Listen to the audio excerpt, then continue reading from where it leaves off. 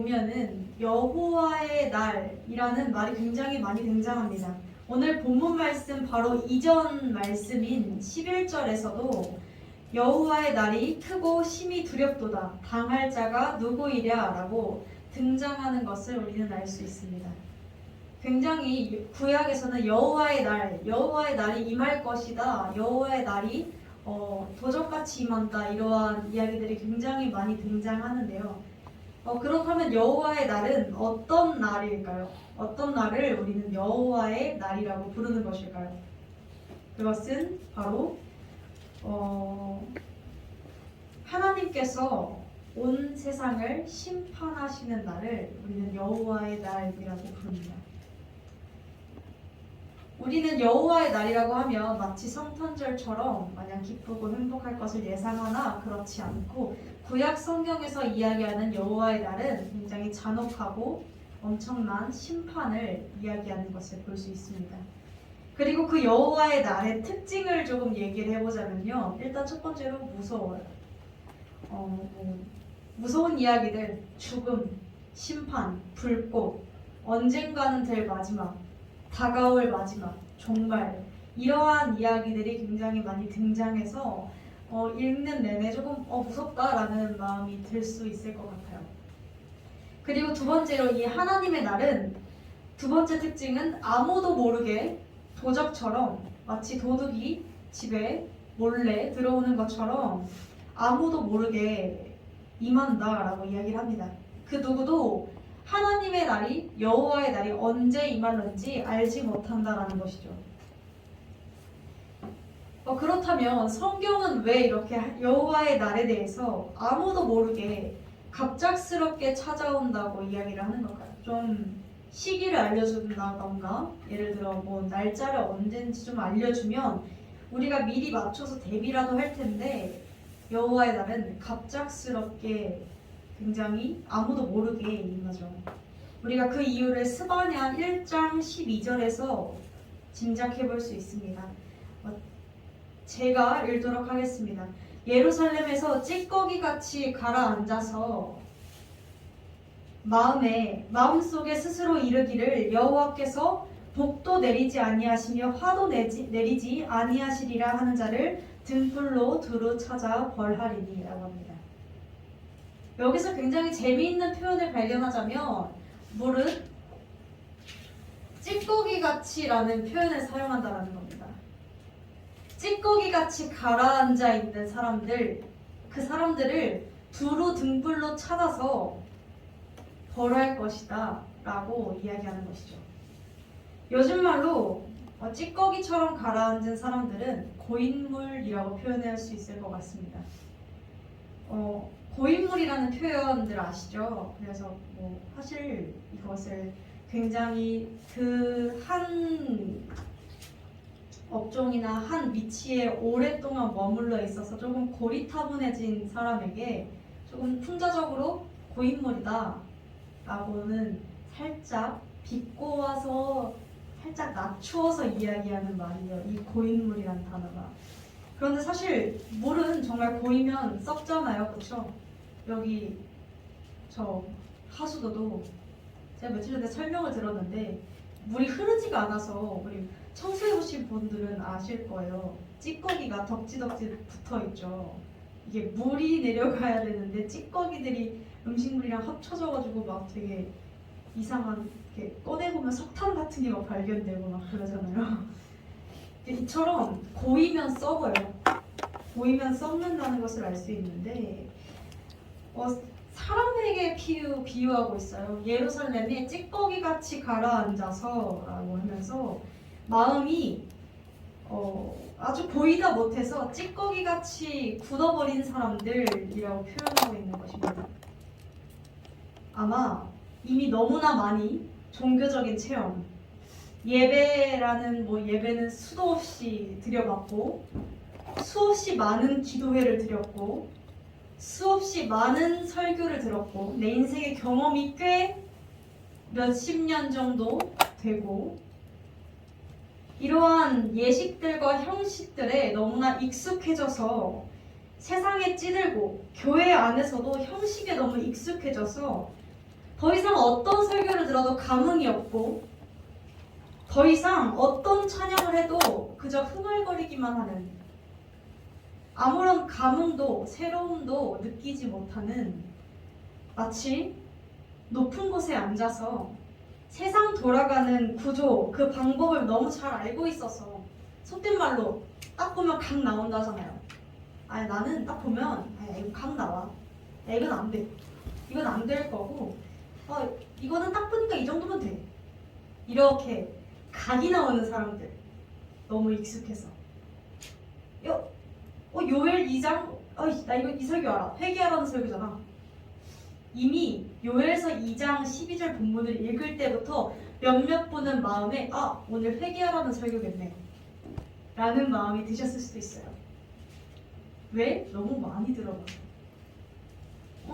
항상 요엘서 2장은 회개하라는 설교잖아. 그쵸? 이렇게 뭔가 너무 익숙해요. 설교도 예배도. 왜? 너무 오래됐거든요. 그런데 이러한 것들이 계속 점차적으로 고이게 되면 어떠한 상황들이 벌어지게 되냐면요. 심중에 스스로 이르기를 여호와께서 복도 내리지 아니하시며 화도 내리지 아니하시리라 라고 합니다. 마음속에 이렇게 생각하는 거예요. 하나님은 복도 내리지 않고 벌도 내리지 않아. 이 말은 무슨 말이냐면 하나님을 두려워하지 않는다는 것을 의미합니다. 물론 입으로는 수없이 많은 종교적인 언어들을 내뱉습니다. 할렐루야, 샬롬, 아주 굉장히 은혜롭게 찬양도 하고요. 사실 찬양 인도 하라면 다 하실 수 있잖아요. 여기 계신 분들은. 그쵸? 봉사? 기가 막히게 하죠. 여기 계신 분들은 사실 주일학교 교사분들만 봐도 이미 어떤 행사를 어떤 방식으로 어떻게 진행해야 되는지가 탁탁탁탁 나오시는 분들이에요. 그렇죠? 기가 막히게 합니다. 또 뭐 있을까요? 전도? 열심히 하죠. 간증? 하나쯤은 있잖아요. 내 마음속에 품고 사는 그 간증. 내가 10년 전에 말이야. 내가 청년 때 말이야. 내가 고등학교 때 말이야. 이렇게 하나님을 만났었어. 이런 간증들 멋들어지게 우리 말할 수 있잖아요.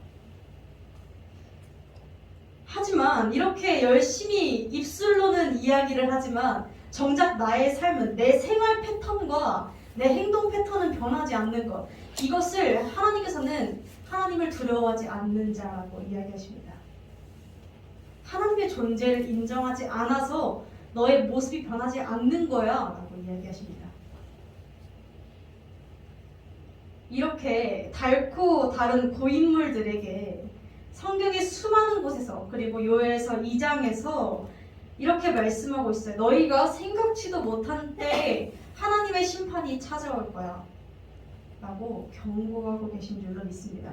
심지어 한두 번 이야기하시는 것이 아니라 구석구석 여기저기서 무서운 말로 엄청나게 이야기하고 있어요. 왜 그럴까요? 사실 우리가 생각하기에, 기독교라는 이미지를 생각하기에 좋은 말만 해줘도 괜찮잖아요. 사랑, 하나님은 사랑이십니다. 하나님은 당신을 사랑하세요. 형제 자매님 축복합니다. 우리 자매님 할렐루야, 다 잘 될 겁니다. 제가 당신을 위해 기도하겠습니다. 이런 이야기들만 해줘도 사실 괜찮지 않을까요? 그럴듯해 보이고 사람들 서로 기분 좋잖아요. 나쁜 말 하는 것보단. 그런데 왜 성경은 계속해서 이렇게 읽을 때 약간은 뭔가 찝찝하고 때로는 읽을 때 거북하기도 한 심판, 죽음, 죄, 언젠간 마지막은 온다, 종말, 여호와의 날, 지옥, 이러한 이야기들을 계속해서 하고 있는 걸까요? 그것은 일단 제 생각은 그래요. 하나님과 우리와의 갭 차이를 좀 깨달으라는 것 같아요. 이건 제가 느껴지는 거를 처음으로 나누는 건데, 무한하신 하나님과 유한한 사람들 사이에 하나님께서 너네가 아무리 그렇게 세상 다 돌아가는 거 안다 할지라도 너네가 아무리 그렇게 경험이 많고 너네가 설교를 그렇게 많이 들어봤어? 너네가 그렇게 많이 공부했어? 신학생들 너네가 그렇게 신학을 알고 나에 대해 잘 알아? 그런데 너네랑 나랑은 달라 라고 하나님께서 계속해서 갭 차이를 보여주신다라는 느낌을 좀 많이 받았어요. 사실 이제 이런 고인물들의 교만한 생각들을 다 깨뜨려 버리고자 하시는 하나님의 방법이시겠죠. 그리고 또 한 가지 이유는 또 사람입니다. 하나님께서 경고하시는 심판은 단순히 겁만 주려고 대충 이렇게 겁을 으름장 놓듯이 하시는 것이 아니라 실제로 임할 심판들이에요. 내 자식이 불구덩이로 들어가고 있는데 그걸 보고 있을 부모님들은 몇 분이나 있겠어요? 아마 아무도 없겠죠. 그것처럼 하나님께서도 목이 터져라 이야기하신다는 것은 우리가 불구덩이로 가고 있는 게 뻔히 눈앞에 보이기 때문에 목이 터져라 이야기하시는 줄로 믿습니다. 사실 사랑하지 않으면 이런 이야기를 하지 않아도 됩니다. 연인 사이나 우리 가족 관계에서도 우리가 그렇듯이 그런 이야기 있잖아요. 저는 이제 사실 그런 연애에 관한 글귀들을 굉장히 좋아해요. 그런데 이런 이야기들이 있어요. 여자가 이제 남자한테 이게 좀 약간 일반화 같기도 해요. 성적이. 그런데 일반적으로 보편적으로 모두가 그렇다는 건 아니에요.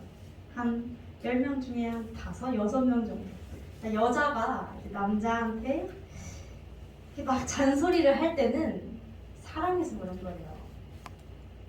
이런 얘기 안 들어보셨나요? 저만 그런 걸 너무 많이 보는 거예요. 또 이제 부모님이 자식한테 잔소리를 막 할 때는 사랑해서 그렇대. 그리고 이제 그 연인 관계에서는 이렇게 표현하더라고요. 그 여자가 너의 여자친구가 너의 와이프가 어느 순간 너에게 잔소리를 안 하고 어느 순간 너한테 뭔가 이래라 저래라 하지 않는다면 그 여자는 사실 너를 점점 포기하고 있는 중일 거야. 이런 글들이 있더라고요. 포기하면 사랑하는 마음이 점점 사라지면 관심이 사라지기 때문에 잔소리를 할 필요가 없어요. 그 사람이 나쁜 길로 가든 좋은 길로 가든 내 상관할 바가 아닌 거죠. 하지만 사랑하니까 이야기하는 것이고 사랑하니까 좋은 길로 이끌어주고자 하는 그러한 마음이라는 것을 우리가 기억하기 원합니다. 자, 그렇다면 하나님께서는 이렇게 수없이 하시는 경고들을 통해서 우리가 어떻게 살아가기를 원하시는 걸까요?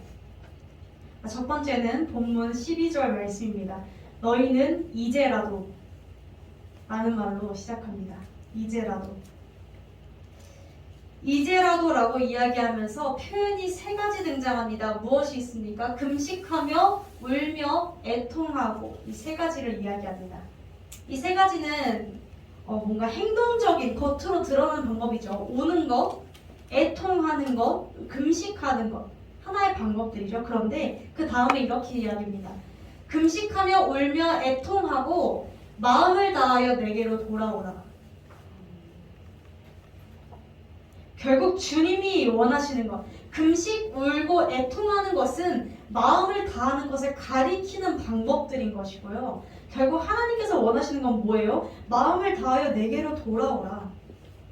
너희가 수없이 다른 것에 마음이 뺏겨 있고 수없이 세상의 화려한 것들, 그러한 너희가 그것 놓치면 너희의 삶이 불안정할 것 같다고 여기는 수없이 많은 물질과 그런 세상의 스펙과 그러한 모든 것들을 내려놓고 마음을 하나님께로 돌아오게 하라라는 것이죠. 다른 것들에서 내 마음을 하나님께 바치고 하나님께 드리며 하나님께로 돌아오는 것을 주님께서는 간절히 원하시는 줄로 믿습니다. 아멘. 자, 그렇다면 돌아온다라는 것, 하나님께로 돌아온다라는 것은 뭘까요? 내 마음을 그렇게 뭐 내가 뺏겨 있는 많은 것들에게서 하나님께로 돌이킨다. 무엇을 이야기할까요? 우리는 기독교적인 용어로 회개라고 부릅니다. 네, 회개라고 불러요. 네, 하나님께서 참 친절하신 분이신 게 이 회개를 어떻게 해야 되는지 항상 보면 하나님께서 뭔가를 던져주시고 나서는 그 뒤에 설명을 덧붙여주세요. 참 친절하시죠? 13절을 보겠습니다. 회개에 대해서 설명하시는데 이렇게 말씀하세요. 너희는, 우리 함께 봉독해볼까요? 시작! 너희는 옷을 찢지 말고 마음을 찢고 너희 하나님 여호와께로 돌아올지어다. 여기까지 읽겠습니다. 네. 자, 이게 무슨 말일까요? 옷을 찢지 말고 마음을 찢고 너희 하나님께로 돌아올지어다. 자, 우리 성도님들 다 알고 계실 것 같은데 아시는 거 한 번만 이야기해 주실 분 계실까요? 없으면 굉장히 곤란해집니다. 목사님 이 설교 진짜 많이 하셨어요. 저 이 설교 진짜 많이 들은 기억납니다. 이 설교 처음 들으신 분 없으실 거예요. 야, 이게 무슨 뜻이에요? 옷을 찢지 말고 마음을 찢어라?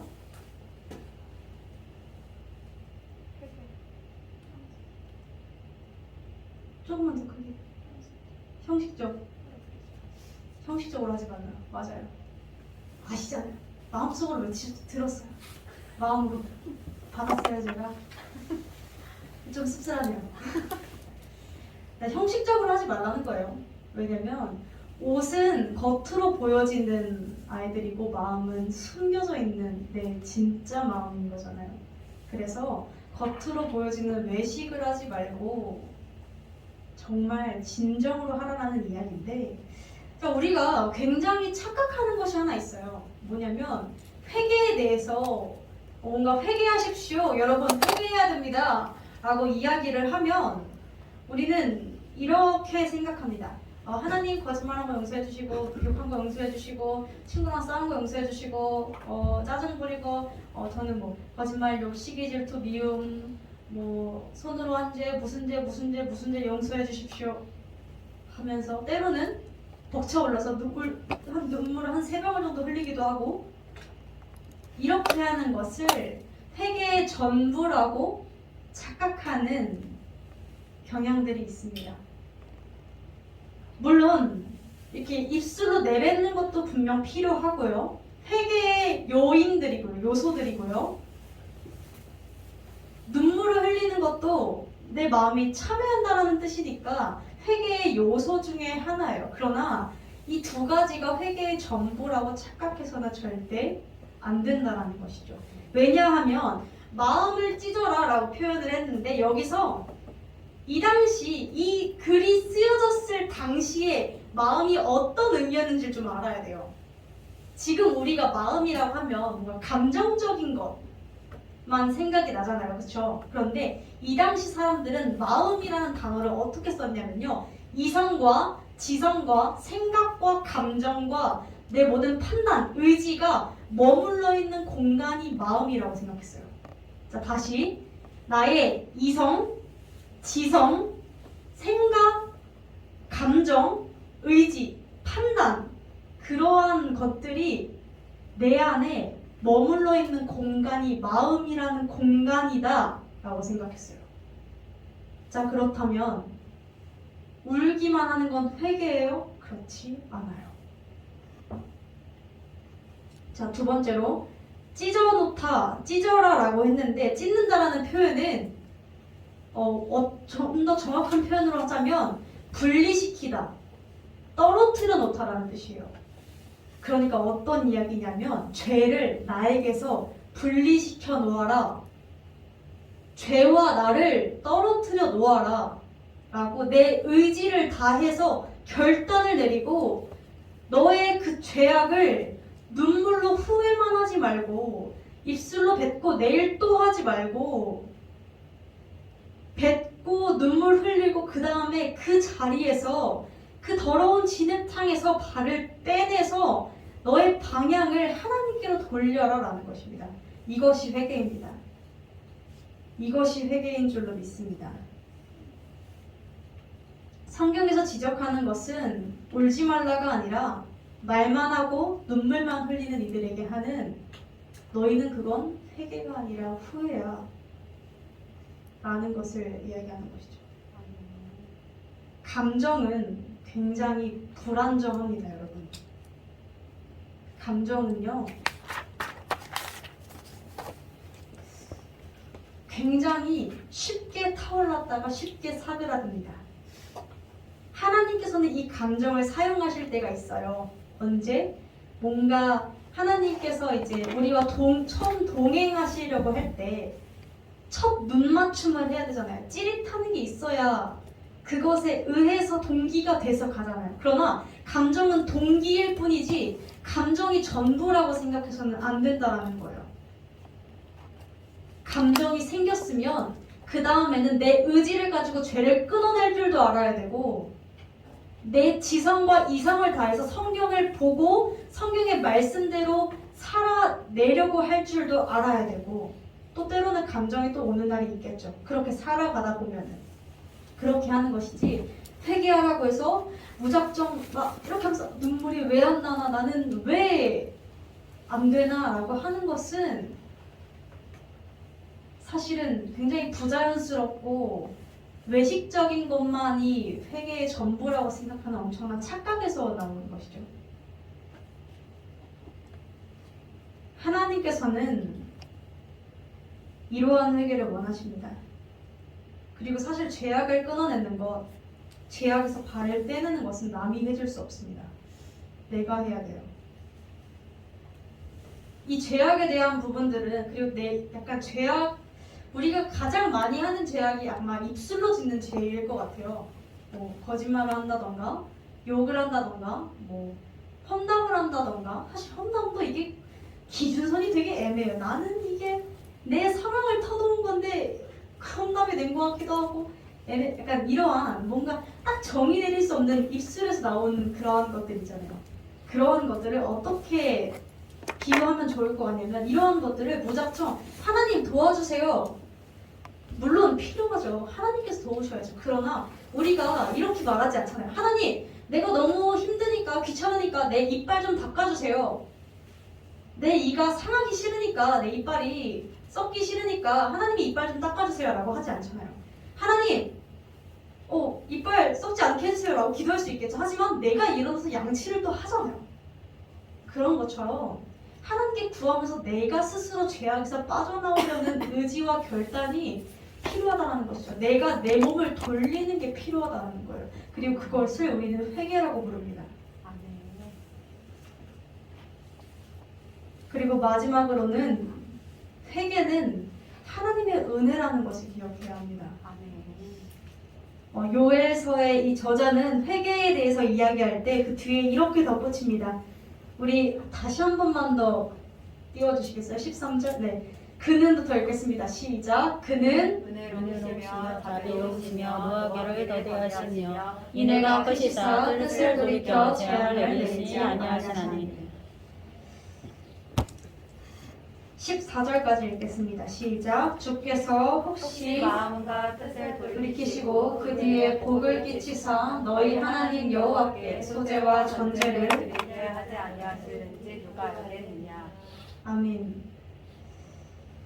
요엘서의 저자는 회개에 대해서 설명하면서 그 뒤에 하나님의 성품이라 말할 수 있는 것들을 덧붙입니다. 하나님은 자비로우시며 인애가 깊으시며 노하기를 더디하시며 하나님의 성품이죠. 하나님의 성품들을 이야기합니다. 하나님의 사랑을 이야기해요. 이 부분, 회개가 하나님의 은혜이다 라고 말하는 부분에 대해서는 이렇게 설명하면 좋을 것 같아요. 예를 들어 저와 이제 나연 성도님의 사이에서 제가 예를 들어 나연 성도님한테 진짜 큰 잘못을 했어요. 정말 너무 커. 나연 성도님 평생 트라우마로 남고 평생 그게 상처로 남는 그런 제가 어마어마한 잘못을 했다고 가정을 해볼게요. 실제로 그러진 않았어요.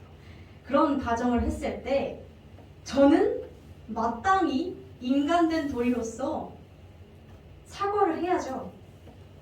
용서를 구해야죠. 물론 조금 비상식적인 사람들은 사과를 안 할 수도 있겠지만 사과를 하는 게 맞죠. 자, 그런데 그 사과를 나연 성도님이 받느냐 안 받느냐는 제가 정할 수 있는 건 아니죠. 나연 성도님 마음인 거죠. 나연 성도님이 제 사과를 좀 정말 진심인 것 같아, 좀 마음이 풀렸어라고 하면 받아줄 것이고, 그렇지 않으면 사실 안 받아도 전 할 말이 없는 거예요. 왜? 내가 잘못했으니까. 자, 동등한 사람 관계에서도 사과를 받는 입장에서 받을 수도 있고 안 받을 수도 있어요. 그렇잖아요. 상대가 잘못했으니까. 자, 그런데 하물며 무한하시고 무궁하신 전지전능하신 하나님과 우리 간의 사이에서, 심지어 하나님은 완전한 선이세요. 죄라는 게 없어요. 잘못이라는 게 없어요. 죄랑 잘못은 다 우리가 했어요. 하나님 떠난 것도 우리, 죄를 지은 것도 우리, 선악과를 먹은 것도 우리, 예수님을 죽인 것도 우리, 심지어 지금까지도 죄악 속에서 벗어나지 못하고 살고 있는 우리인데, 하나님께서는 우리의 회개를 받지 않으셔도 돼요. 그쵸? 나연 성도님 잘 안 보이나 봐요. 회개를 안 받으셔도 돼요. 안 받아도 그만이에요. 뭐가 부족하다고. 그런데 하나님께서 워낙 성품이 은혜로우시고 자비로우시고 노하기를 더디하시고 재앙 내리기를 원하지 않는 분이셔서 우리가 회개만 하면 무조건 뒤끝 없이 받아주시겠다라는 것이죠. 하나님, 저 잘못했어요. 야, 근데 솔직히 네가 잘못한 것 같더라 라는 한마디도 덧붙이지 않으세요. 하나님, 제가 이거 진짜 잘못했어요 라고 했을 때 하나님께서, 야, 그러니까 너 진짜 내가 좀 이렇게 하라고 하잖아. 그러니까 너는 왜 그렇게 말을 안 들어먹어가지고 그렇게 죄를 짓고 그러니? 라고 그렇게 말씀하지 않으세요. 뒤끝 없어요. 회개하면 그대로 무조건 안아주세요. 주님이 두 팔 벌려 안아주세요. 주님의 사랑은 그래요. 우리는 이 회개를 그래서 우리의 공로, 우리의 뭔가 잘남으로 돌려서는 안 됩니다. 내가 깨달아서 내가 회개했어 라고 이야기해서는 안 된다는 것이죠. 모든 것이 하나님의 은혜라는 것을 기억해야 하며 그 하나님께 겸손한 마음으로 엎드려야 하는 줄로 믿습니다. 그리고 이 회개는 누구를 향한 말이냐면요, 우리 15절을 보면 너희는 시온에서 나팔을 불어 거룩한 금식일을 정하고 성회를 소집하라. 백성을 모아 장로, 어린이, 젖먹이, 신랑, 신부, 제사장 모든 이들을 이야기하는 것을 볼 수 있습니다. 따라서 이 회개의 외침은 모든 사람을 향한 메시지이며 우리 한 사람 한 사람 모두 우리를 향한, 나를 향한 하나님의 간절한 외침이라는 것을 우리는 반드시 마음에 새겨야 할 줄로 믿습니다. 사랑하는 성도 여러분, 우리는 사실 모두가 다 좋은 의미에서든 나쁜 의미에서든 고인물이 되곤 합니다. 어쩔 수 없어요. 반복되는 삶의 패턴 속에서 나도 모르게 하나님을 두려워하지 않고 살 때도 있고요. 그렇게 다른 이들을 괴롭히기도 할 것이고 또 상처를 주기도 할 것이고 은근히 편을 나눌 때도 있을 것이고 뭔가 차별을 하게 될 때도 있을 것이고 내가 사람을 쳐낼 때도 있을 것이고 거짓말을 상황적으로 하게 되어야 될 수도 있을 것이고 여러 가지 그렇게 우리는 나도 모르게 하나님을 두려워하지 않는 행동들을 할 수 있다는 거예요. 그리고 또 반대로 그런 수많은 사람들 사이에서 나만 그런 건 아니잖아요. 나만 고인물이 되는 건 아니에요. 그래서 여기 모인 사람들도 모두가 다 똑같은, 나랑 똑같은 연약한 사람이에요. 누구 한 명 착한 사람, 나쁜 사람 나눌 수 있는 것은 없어요. 그저 연약한 사람들일 뿐이에요. 그렇기 때문에 우리가 받을 수 있는 건 그런 수많은 사람들 사이에서 변하지 않는 것 같아 보이는 세상 속에서 변하지 않는 것 같아 보이는 사람들 사이에서 더 이상 아무런 기대를 할 수 없겠다 하는 낙심의 상태에 빠지게 될 수도 있습니다. 그러나 우리는 그럴 때 죽음과 심판과 마지막 여호와의 날을 기억해야 할 줄로 믿습니다. 주님의 때는 반드시 임합니다. 속히 도적처럼 임합니다. 우리는 그 메시지를 받은 지금 하나님 앞에 엎드려 회개하게 되기를 원합니다.